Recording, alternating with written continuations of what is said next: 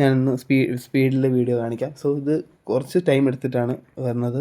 So വന്നു കഴിയുമ്പോൾ ഇടയ്ക്ക് നമുക്കിങ്ങനെ കൺഫേം ചോദിക്കും. അപ്പോൾ വൈ അടിച്ചിട്ട് എൻ്റർ അടിക്കുക. സോ കുറച്ച് നേരം ഒരു 5 മിനിറ്റിനുള്ളിൽ തന്നെ നിങ്ങൾക്ക് ഇത് സെറ്റ് ആവുന്നതായിരിക്കും.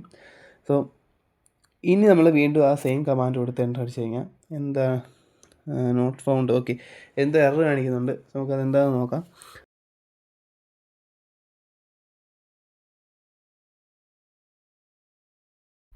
സോ അത് യുആറിൻ്റെ പ്രശ്നമായിരുന്നു.